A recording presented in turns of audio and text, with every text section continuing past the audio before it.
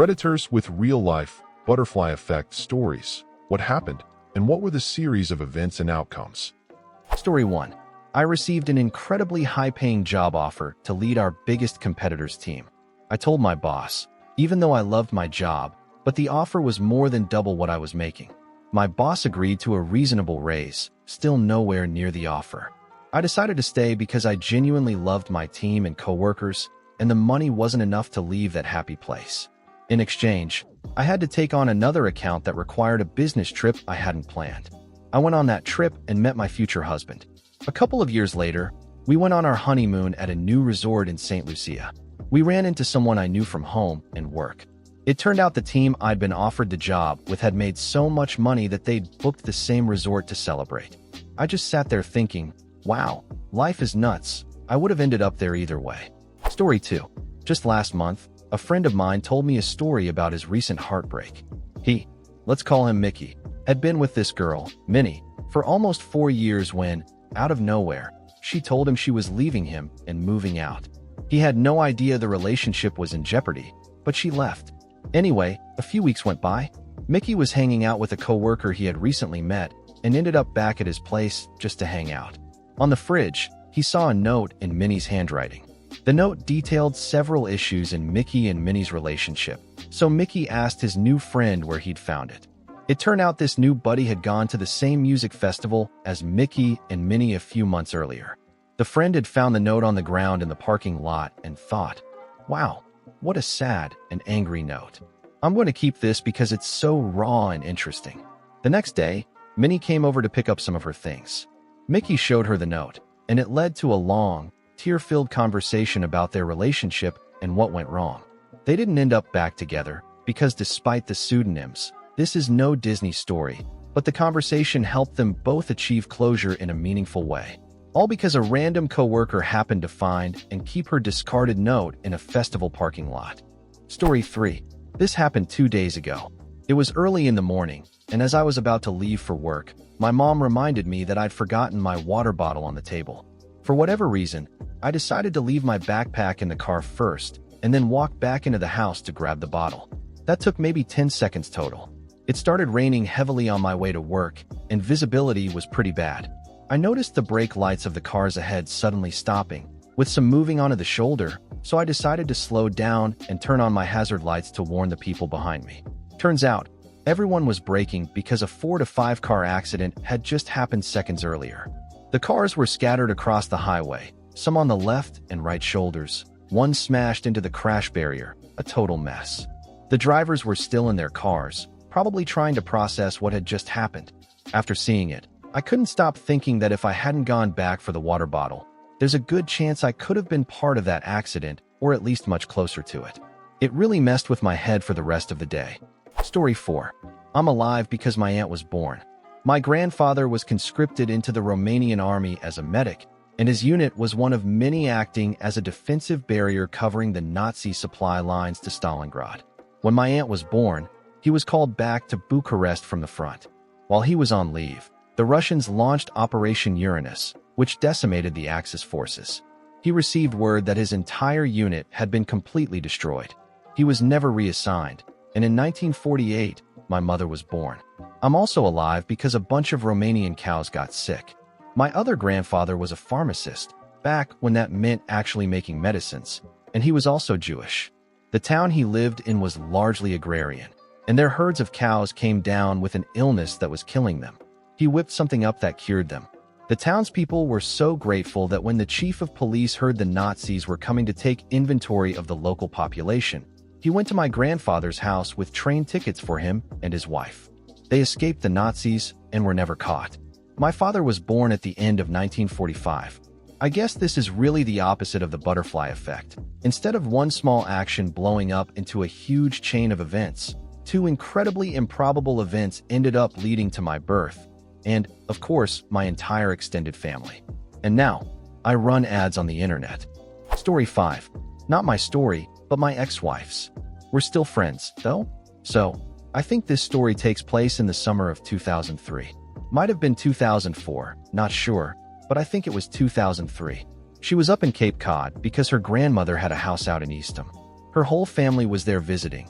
her parents, some cousins, a bunch of people. One day, she borrowed her mom's minivan to drive into Boston to meet up with a friend. She was driving back late at night, and the road was pretty deserted. All of a sudden, she saw some kind of animal on the road ahead. She wasn't sure, but she thought it might be a wolf. She slammed on the brakes, like stuff goes flying kind of slam. It was scary and chaotic, and the wolf, or whatever it was, eventually ran off. She drove the rest of the way to her grandmother's house and tried to discreetly tell her dad what had happened. But the older folks in the room caught on that there was a secret being shared, and of course, everyone wanted to know what happened. Eventually, the story came out. My wife's grandmother, who, God love her, would go on to live to the age of 97, responded by saying, "That's why women shouldn't drive at night." I found this response absolutely hilarious, and for years I enjoyed referencing it at completely inappropriate times. Anyway, everyone went to bed and all seemed fine. Until the next day, when my ex was driving the same van back toward Boston. Now, Cape Cod is pretty much a one-way on, one-way off kind of place.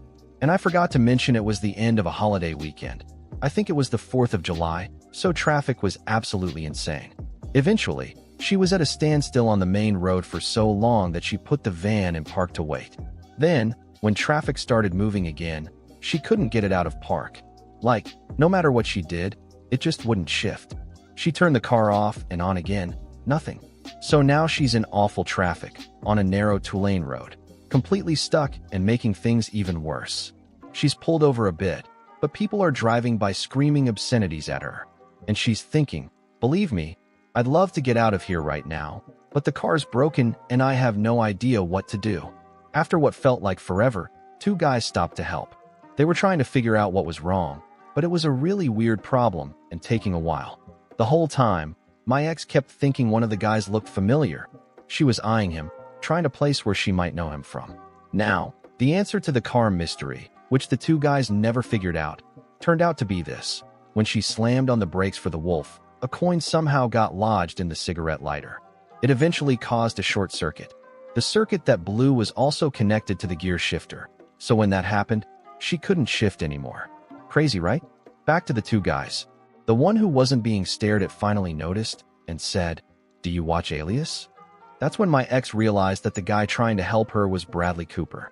Unfortunately, selfies weren't really a thing yet, so she didn't think to take one with them. But she did snap a picture of the 2 guys, Bradley Cooper and his friend, the nice guys who stopped to help her with her car trouble. She didn't realize it at the time, but later on, when looking at the photo, she recognized that the other guy was Brian Callen. So, to sum up, some random animal on a dark Cape Cod road caused my ex-wife to slam on the brakes, and that chain of events led her to meet Bradley Cooper and Brian Callen. Story 6. Getting my ears pierced the day after I graduated high school is what led me to where I am today. I was working at McDonald's at the time and was scheduled to work that night. Before my shift, my girlfriend at the time convinced me to get my ears pierced. When I showed up to work with these clear ear studs in, my manager gave me an ultimatum: either take them out or go home. Being 17 and not taking anything too seriously, I went home. On my way back, I called that girlfriend's dad and asked if I could work with him laying tile. He gave me a chance, and I quit McDonald's that day. I worked with him for about a year until the 2008 to 2009 recession hit, and we ran out of work. I got laid off. 4 months later, I landed a job at a new hospital doing admissions in the emergency room. I did that for 2 years before earning my phlebotomy certification. I've been doing that for a few years now, and I'm currently in my final semester of nursing school. I honestly attribute everything I've accomplished to that day my ex-girlfriend talked me into getting my ears pierced. Who knows how long I would have stayed at McDonald's otherwise. Story 7. When I was in college, I had this buddy I used to give rides to and from campus every day since we lived just a couple of streets apart. One morning, I had Goldfinger, the ska band, not the Bond movie, playing on my car's CD player. He'd never heard them before, really liked their sound, and asked me about them. It was the day before Easter break, and he said, "Cool, I'll check them out." Cut to 2 weeks later. He tells me he's bought all their records, got his long-distance girlfriend into them when he visited her, and had basically listened to nothing else since we talked. I felt good about introducing him to his new favorite band, but didn't think much more of it. That summer, he and I had a falling out, long story short. He screwed me out of nearly 1,000 pounds, and after that, I stopped seeing him around. A while later, a mutual friend told me he dropped out and moved away. The next summer, a friend of mine asked if I wanted a ticket to see Real Big Fish that evening. His sister was supposed to go, but got really sick. I said sure and tagged along. We got there, and it turned out the opening band was Goldfinger, which was pretty cool. During the break between sets, I accidentally knocked a girl's drink out of her hand while she was walking past. I turned around, apologized, and offered to buy her another one.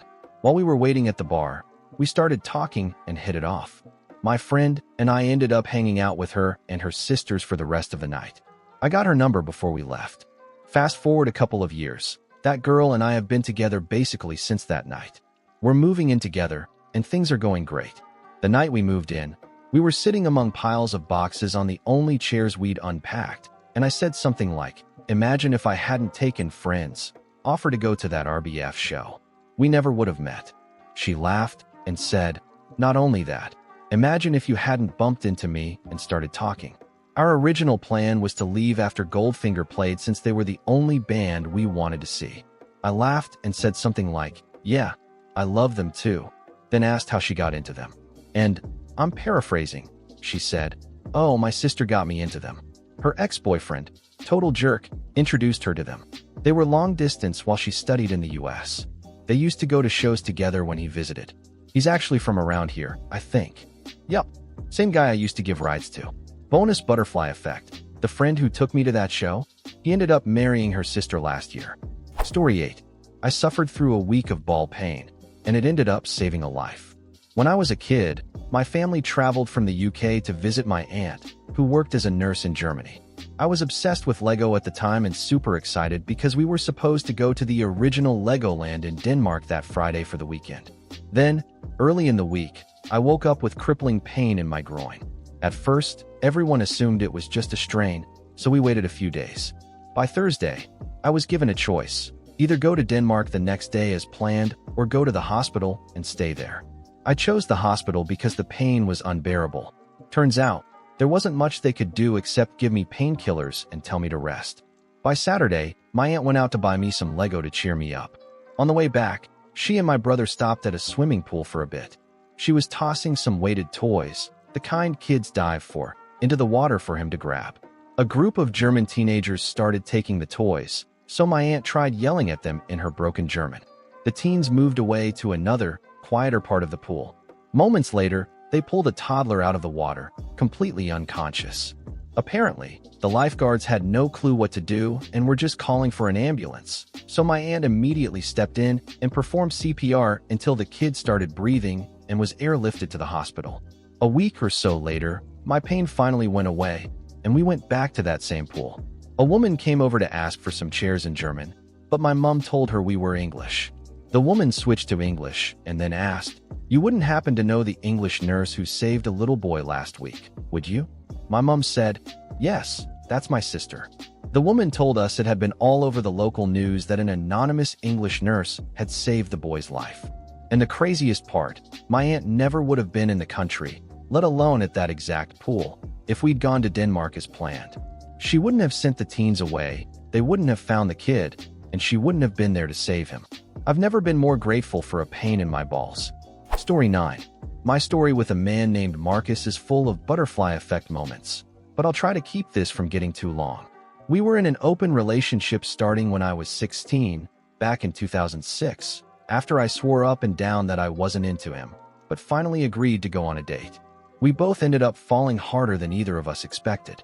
Between his 2 marriages and several military deployments, we always found our way back to each other and never lost contact for more than a few days in 10 years. He was my person, and I was his kryptonite. A little about him.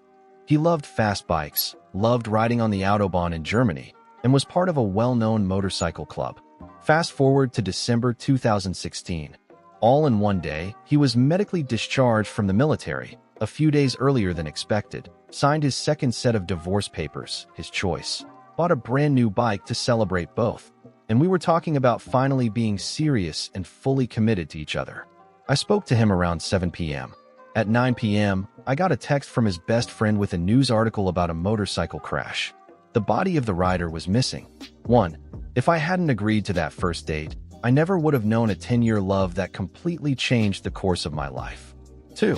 If his discharge had happened just a few days later as originally planned, he wouldn't have been on that bike, on that bridge, that night, where someone in an SUV thought he was going too fast and intentionally cut him off, causing him to hit their rear bumper and get thrown into a lake.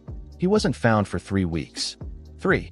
If that person hadn't cut him off, the cop who had already clocked him speeding moments earlier and was pulling up just as the crash happened would have caught up to him, given him a ticket, and he would have made it home. And right now, my head would probably be in his lap while he played Call of Duty instead of me sitting here, 2 years later, crying about it to strangers on Reddit. There were even more moments like that between us, but this is already long enough. Thanks for reading. Story 10. In high school, I wanted to take French, but my parents told me to take Spanish because I'd use it more. So, I took all the levels of Spanish offered in high school, aced the placement test in college, and ended up in the same Spanish class as the guy who's now been my boyfriend for nearly 2.5 years. Here's where it gets even crazier, and it all connects. My older brother came home from college on spring break and asked if I wanted to play Dungeons and Dragons. I said sure, ended up loving it, and kept playing once I got to college. It helped me come out of my shell, meet a bunch of amazing people who feel like family now, and it's actually how I got to know my boyfriend better. But wait, it gets wilder. Back in high school, I had this friend, let's call him D. We used to hang out and play Halo. One day, I needed to go to my brother's apartment to use his washer, because free laundry beats paying $2 in the dorms.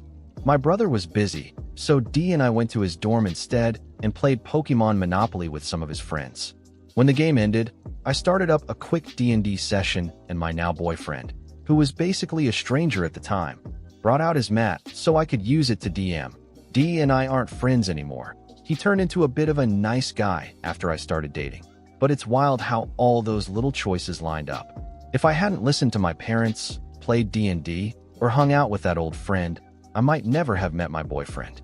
It's crazy to think how such oddly specific moments, like that one day we decided to hang out or me agreeing to play D&D with my brother, led me to someone so important. Funny thing is, in that Spanish class, we never actually talked. We saw each other every weekday, but barely interacted. The first real conversation we had was during that D&D session, and after that, we started talking more. He later introduced me to LARPing and AmpGuard, and through that, I met this huge circle of friends, including the guy who actually got us together, So yeah, a massive, ridiculously specific butterfly effect led me right to him. If you enjoyed the video, don't forget to leave a like and subscribe, activate the notification bell, and share a similar story or anything you'd like to say in the comments. See you next time.